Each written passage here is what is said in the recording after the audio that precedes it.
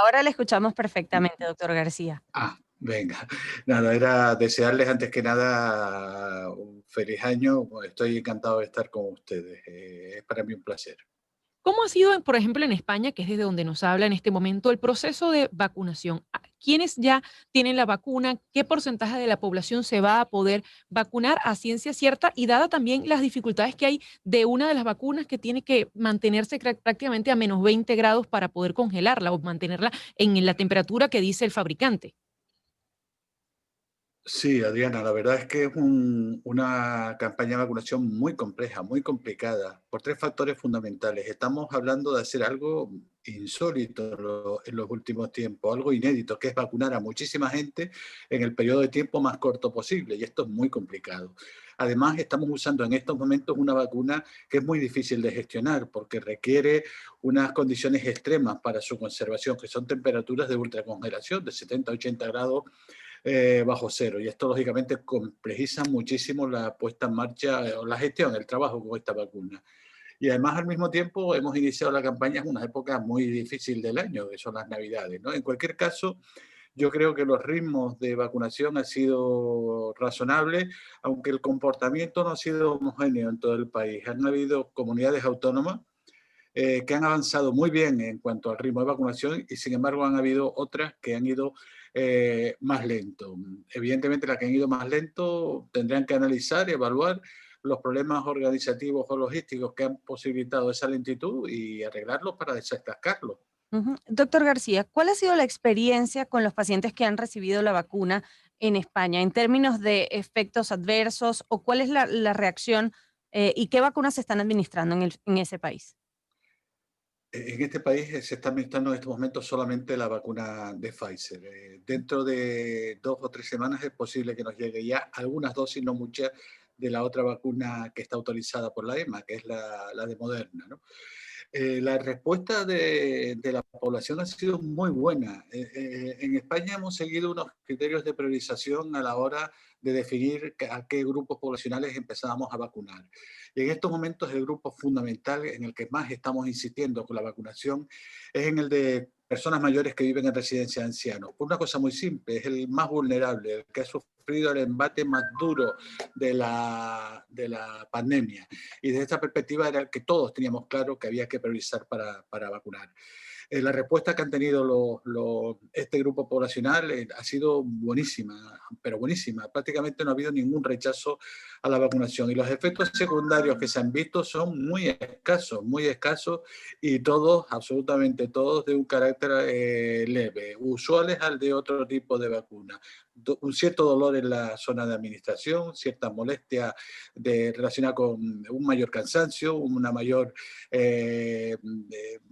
digamos, febrícula en ocasiones, fiebre, pero vamos, muy similares a los de cualquier otra vacuna. Y repito, la respuesta ha sido muy buena, muy buena. Ahora, ¿qué pasa, doctor García, con la nueva cepa llamada la cepa británica? Esta vacuna, tanto la de Pfizer como la de Moderna, sirven para una nueva cepa. Sí, sí, para esta británica en principio no debería haber ningún problema en cuanto a que se viera afectada la eficacia de la vacuna. Estamos hablando de vacunas que son especiales, son vacunas no replicantes y por lo tanto tendría que darse un conjunto de adversidades muy importantes para conseguir una mutación potente del virus que impidiera que estas vacunas fueran eficaces. Este no es el terreno actual, esta no es la situación actual.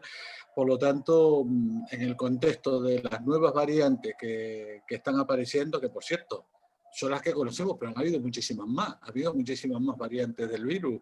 El principio del impacto de las vacunas, la eficacia de las vacunas no va a verse alterada.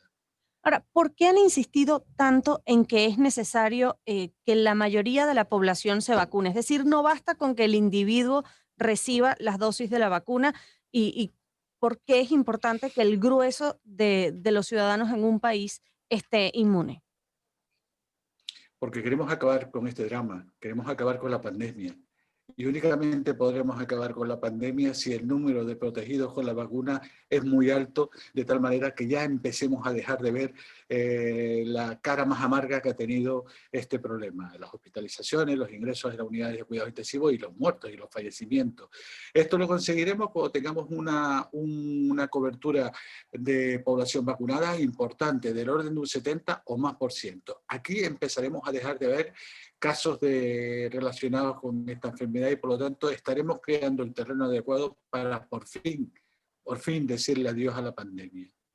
Ahora, hay posibilidad de manera individual, pagando una vacuna, de vacunarse no teniendo que justamente esperar que sea el ente rector, en el caso, por ejemplo, de España, cualquiera sea el nombre de quien se coordina la salud, de no esperar ser llamado, sino ir a alguna clínica y decir yo me quiero poner la vacuna, o hay que esperar que pase primero la población vulnerable, la población que se encarga también de atender a los enfermos para luego pasar quizás a un tipo de vacunación diferente. Va por lo último que has comentado, Adriana. Estamos hablando de una vacuna que tiene unas connotaciones completamente diferentes al resto de las vacunas usuales con las que trabajamos. Es una vacuna para frenar una pandemia. Es una vacuna para frenar una pandemia.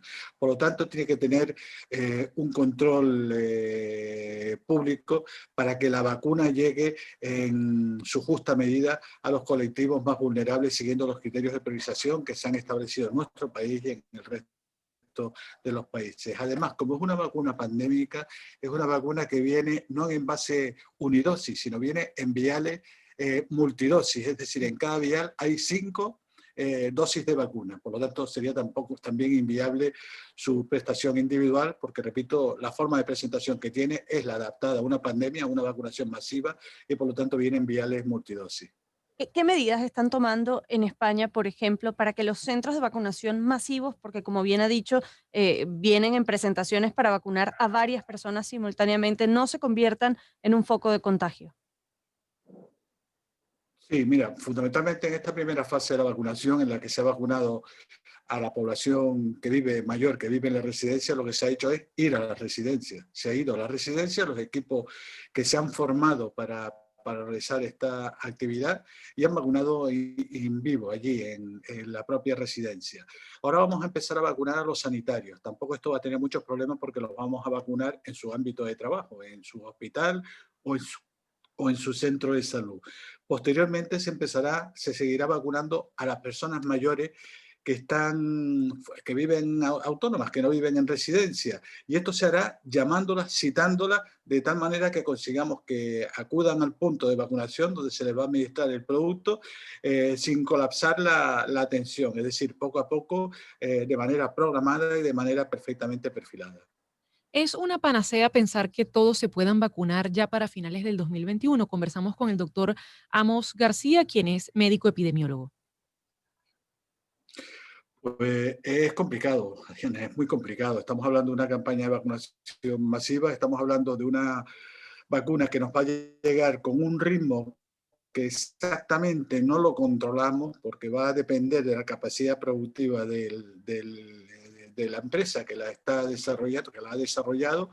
Y lógicamente estamos hablando de una vacuna que forma parte de la central de compras común que ha hecho la Unión Europea y que reparte equitativamente por todos los países.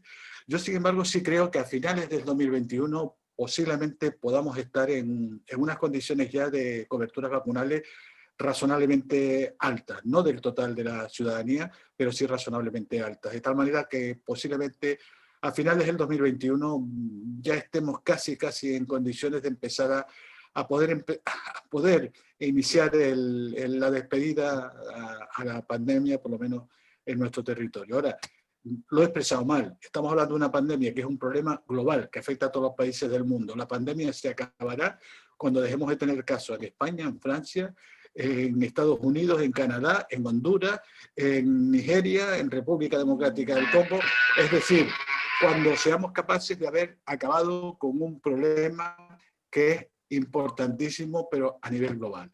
Y lamento que me haya sonado el móvil porque me había olvidado de quitarle la voz. Pero muy buen sonido de repique. Sí, es que uno tiene sus creencias y es viejo rockero. Tu corazoncito rockero. Muchísimas gracias, doctor García, por estos minutos conversando con nosotros. Ojalá pueda para este año la mayoría de los ciudadanos en España estar vacunados y veremos qué ocurre en Venezuela, que también sea así. Ojalá, Dios mediante. Muchísimas gracias al doctor Espero que Amos García sí. por estos No. datos de lo que ocurre en España y justamente como él mismo dice, bueno, hay que esperar